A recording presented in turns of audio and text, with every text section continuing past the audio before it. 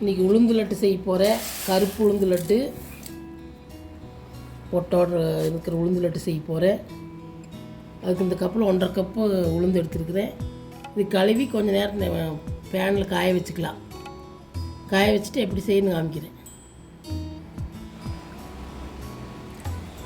4-5 time களைஞ்சிட்டு இப்படி pan காற்றுல உணர வச்சாச்சு.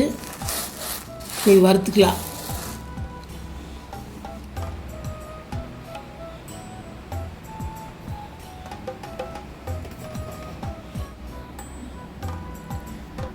ஒன்றரை கப் உளுந்துக்கு இந்த கப்பில் 3/4 கப்பு பொட்டுக்கடலை எடுத்துருக்கிறேன். 4 ஏலக்காய், 2 ஸ்பூன் நெய், இதில் 2 கப்பு சர்க்கரை, நாட்டு சர்க்கரை எடுத்துக்கிறேன். நீங்கள் வெள்ளை வேணாலும் சேர்த்துக்கலாம். நான் நாட்டு சர்க்கரை இதில் 2 கப் எடுத்துருக்கிறேன். எல்லாம் போட்டு வறுத்துக்கலாம். முதல் உளுந்து போட்டு வாசம் வர வறுத்துக்கலாம். கொஞ்சம் உண்ணா இருக்குது, 2ஆக போட்டு வறுத்துக்கலாம்.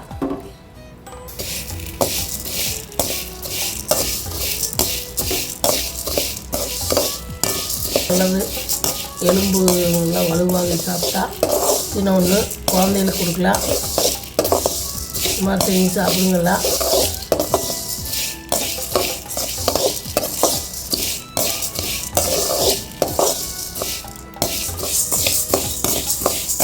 இதெல்லாம் செவக்க வறுத்துக்குவோம். கொஞ்சம் அடுப்பு மீடியம் சைஸில் வச்சு நல்லா இந்த மாதிரி ரொம்ப அதிகமாக வைக்கக்கூடாது, வேகம் தீந்து போயிடுது. கொஞ்சம் அடுப்பு முள்ள வச்சு இந்த அளவுக்கு வறுத்துக்கலாம். செவக்கிற அளவுக்கு எடுத்து கொட்டிக்கலாம். இன்னொன்னையும் போட்டு வறுத்துக்கலாம். இதே அளவுக்கு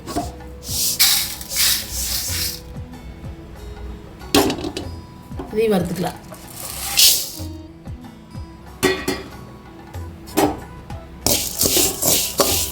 இது செவக்கு வறுத்துக்கலாம். இது வறுவிட்டுட்டு எடுத்து கொட்டிக்கலாம்.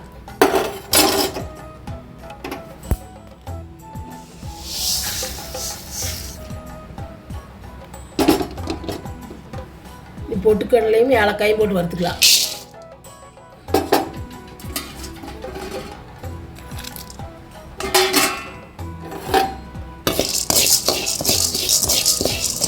கடலையும் இப்படி மரம் வறுத்துக்குவோம். கடலை இப்படி வறுத்துக்கு மரம் எடுத்து கொட்டிக்கலாம்.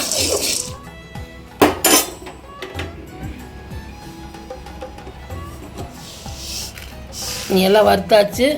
இது ஆறுட்டு இந்த மாதிரி ஒட்டி வச்சுக்கோங்க. ஆறி அரைச்சிக்கலாம். மிக்சியில் அரைச்சிக்கிறனாங்க. நீங்கள் வேணுன்னா ஒன்றுனா இருந்தால் மிஷினில் கொடுத்து கூட அரைச்சிக்கலாம். நீ பாக்காய்ச்சிக்கலாம். அடுப்பு பற்ற வச்சுக்கோங்க.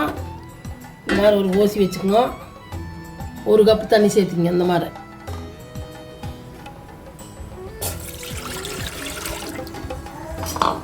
தண்ணி சூடாக விட்டு சர்க்கரை சேர்த்துக்கலாம். நீங்கள் வெள்ளை வேணாலும் சேர்த்துக்கலாம். நான் கரும்பு சர்க்கரை சேர்த்துறேன். சேர்த்துக்கலாம்.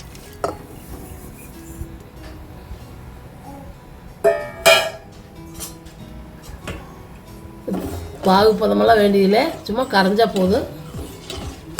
கரைஞ்ச ஒரு கொதி கொதிச்சா நிறுத்திடலாம்.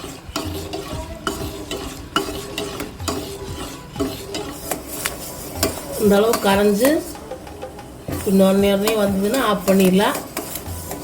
இது பாகு பதமெல்லாம் தேவையில்லை. வடித்து ஊற்றிக்கிங்க.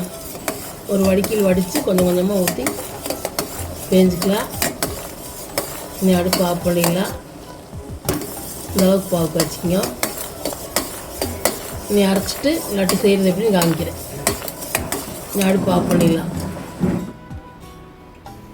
இந்த அளவுக்கு அரைச்சாச்சு. சளிக்கு வேலை வேண்டியதில்லை. நீ அப்படியே 2 ஸ்பூன் நெய் சேர்த்துக்கலாம். அதில்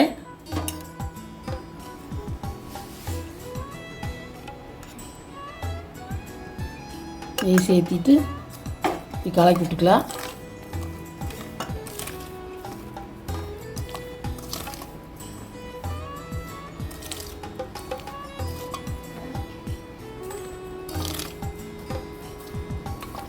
கலக்கிட்டு பாவை கொஞ்சம் கொஞ்சமாக ஊற்றி பேஞ்சிக்கலாம். ஒரே முட்டை ஊற்ற வேண்டாங்க.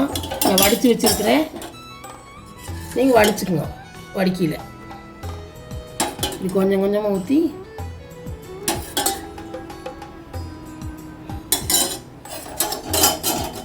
இப்படி கரண்டியில் கலக்கணும். கை சுடு. இப்படி ஒரு கரண்டி வச்சு கலக்குங்க.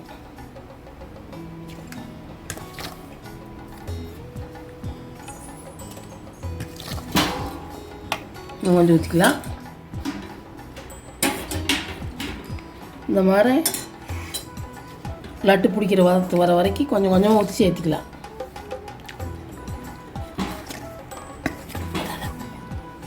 இப்படி கொஞ்சம் கொஞ்சமாக ஊற்றி பேஞ்சுக்குங்க.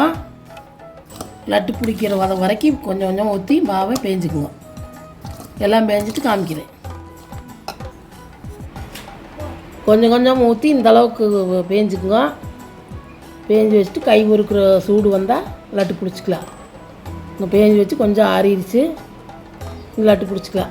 உங்களுக்கு எவ்வளோ சின்னதாக வேணுனாலும் சின்னதாக பிடிச்சிங்க. கொஞ்சம் நெய் தொடச்சிங்க கையில். நான் தொடச்சிருக்கிறேன். தொடச்சிட்டு இந்த மாதிரி லட்டு பிடிச்சிக்குங்க. பெருசாக வேணால் பெருசாக பிடிச்சிங்க. சின்னதாக வேணால் சின்னதாக பிடிச்சிங்க.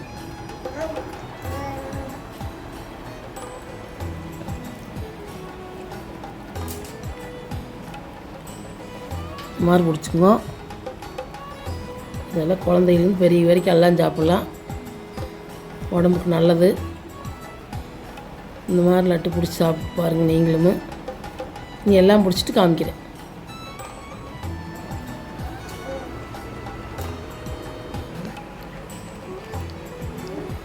பார்த்தீங்கன்னா உளுந்து லட்டு எல்லாம் பிடிச்சாச்சு.